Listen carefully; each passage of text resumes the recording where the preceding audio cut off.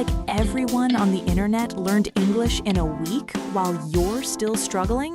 Stop racing and let's talk about why slow is actually better. Hey there, everyone. Welcome back to the Fluent Vibes English podcast. This is the place where we make sure your English journey is totally stress-free and actually enjoyable. I'm Sarah. And hello from me too. It's seriously awesome to be hanging out with you all today. I've been looking forward to this conversation all morning. Same here, Ali. You look like you're in a great headspace today. Very chilled out. I'm guessing you've got your fuel ready. Oh, you bet. I've got this massive mug of steaming hot coffee right here. It's perfect. And what about you, Sarah? Are you all set? I'm doing fantastic. I've got my favorite green tea, so I am 100% ready to dive in. I honestly love these little chats of ours. Me too, Sarah. They really are the highlight of my week. But hey, before we get into the heart of today's show... Oh, right. I almost jumped the gun. Listeners, if you're finding our episodes helpful, do us a huge favor and hit that like button right now. Yes, please. It really helps the channel more than you know. And if you're hanging out with us for the first time, welcome. Make sure to hit subscribe to Fluent Vibes English Podcast. We've got so many episodes lined up for you. Also, if you know someone, a friend, a cousin, maybe a coworker, who's struggling with their English, share this with them. Let's grow this community together. Exactly. Share the knowledge and share the good vibes. So, Ali, let's get into it. What's the big idea for today? Today's topic is a bit of a reality check, but in a good way. We're talking about this. You don't need to rush. You just need to keep moving forward. I love that.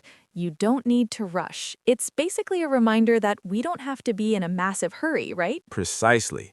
I see it all the time. People treat learning English like it's a 100-meter sprint. They want to be fluent by next Tuesday. Oh, I totally get that.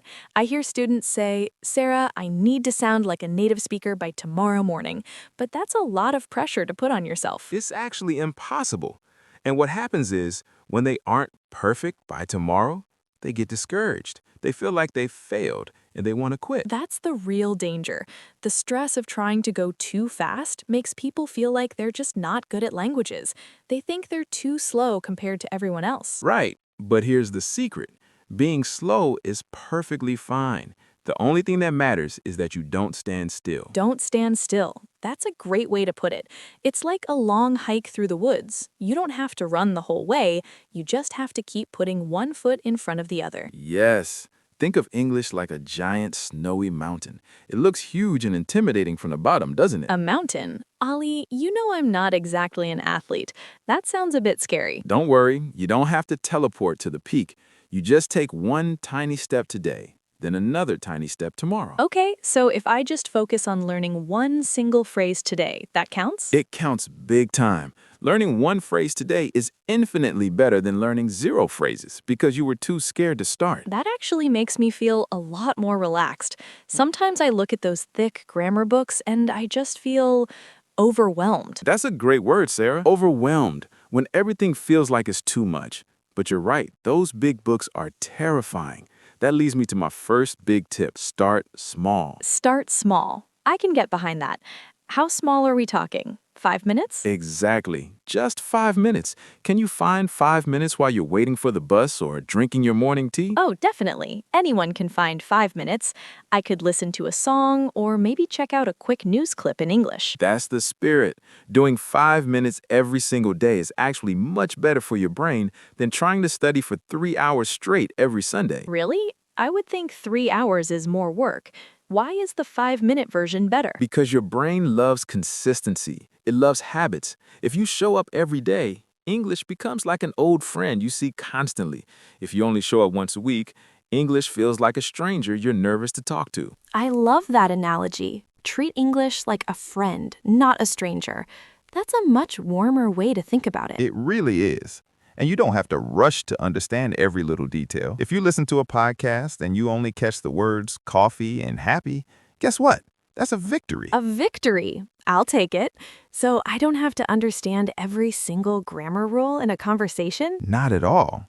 Maybe next month you'll catch 5 more words. But for today, just enjoy the sound of the language. That really lowers the stakes. I can feel my shoulders dropping already. Good. Your brain is like a sponge. It works better when it's relaxed. When you're stressed out and rushing, It's like your brain freezes up and closes the door. I definitely don't want a closed door in my head. I want it wide open. Then slow down, Sarah. Stop trying to break speed records and just enjoy the scenery. Okay, I'm slowing down. But Ali, what about the speaking part? Everyone wants to talk fast so they look fluent. That's a huge trap. People think speed equals skill, but it's actually the opposite. Really? How so? Well, if you talk super fast, but your pronunciation is messy and you're making a ton of mistakes, nobody can understand you. It's way better to speak slowly and be clear. So if I say, I want to learn more, that's actually good? It's perfect.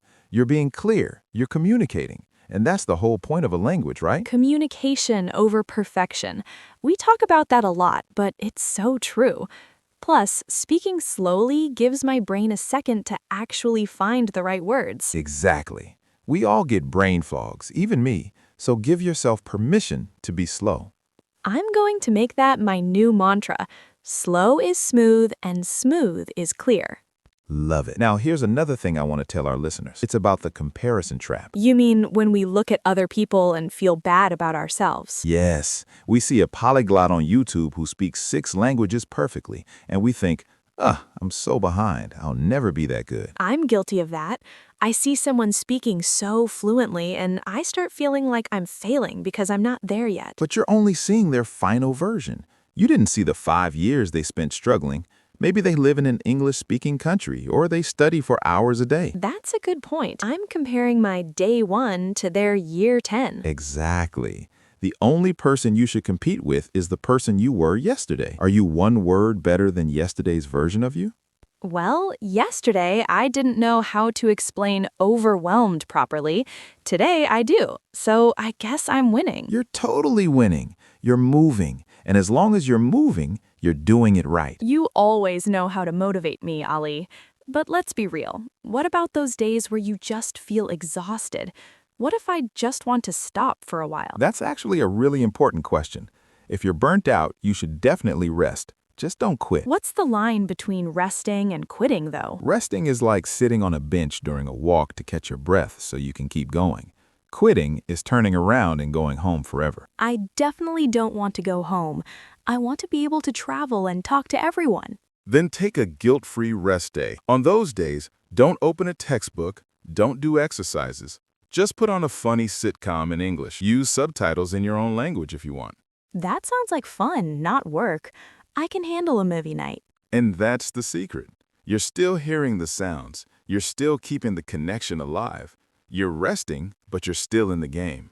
It's about being kind to yourself, isn't it? It's the only way to succeed long-term. If you're a mean boss to yourself, you're going to want to quit your job of learning English. So stop the negative self-talk. Don't say I'm bad at this. Say I'm still figuring this out. Those are much nicer words. They feel a lot more encouraging. They change your whole energy. So, Sarah, let's look at your week. What's a small move you made for your English lately? Oh, I actually did something you suggested.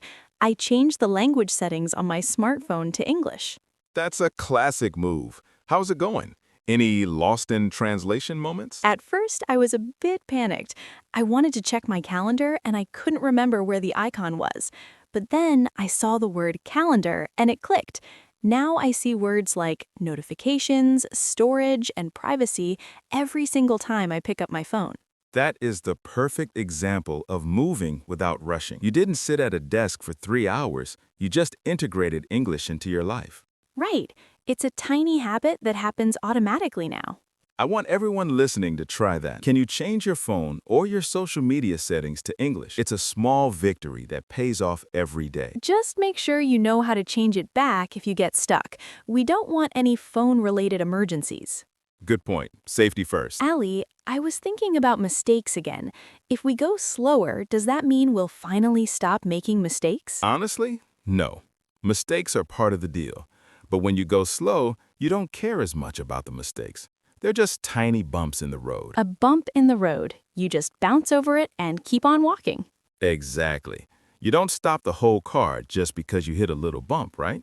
I feel so much more confident now. I used to think that because I wasn't moving fast, I was basically failing. You are a rock star, Sarah. Just look at this conversation. We're deep into a complex topic, and we're doing it all in English. We really are. It's crazy when you think about it. That's because you never stopped moving. I want to tell everyone out there, if you feel like a turtle, be a proud turtle. Turtles finished the race too. The Proud Turtles of English. I think we just found our fan club name. I love it. Let's do a quick wrap-up of what we covered today for our brave turtles at home. Perfect. First, we talked about starting small. 5 or 10 minutes a day is much better than a marathon session once a week. Second, remember the mountain. Don't look at the top. Just look at your next step. One phrase, one word, one song. Third, focus on being clear, not fast. Communication is the goal, not speed talking. And don't compare your progress to others. Your only rival is the you from yesterday. Finally, be kind. Rest if you need to, watch a movie, change your phone settings, and just keep that momentum going, no matter how slow it feels. Spot on. You're an amazing listener, Sarah. Well, it's easy when the advice is this good. I think this episode is going to help a lot of people breathe a sigh of relief. I hope so.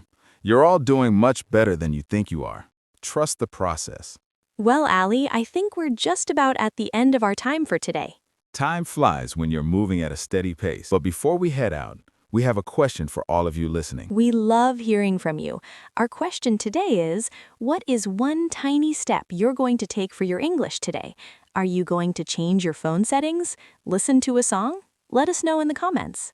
We read every single one, so don't be shy. And hey, if you enjoyed our chat, please subscribe and give us a thumbs up. Share this with one person who you know is feeling a bit stressed about their English. Tell them to take a deep breath. That's a lovely way to end it. Thanks for the great talk, Allie, and thank you everyone for joining us. Thanks, everyone. Keep moving, and we'll see you in the next one. Bye-bye. Bye for now. And make sure you tune in next week. We're going to talk about how to actually understand native speakers when they use all those confusing idioms and slang. See you then.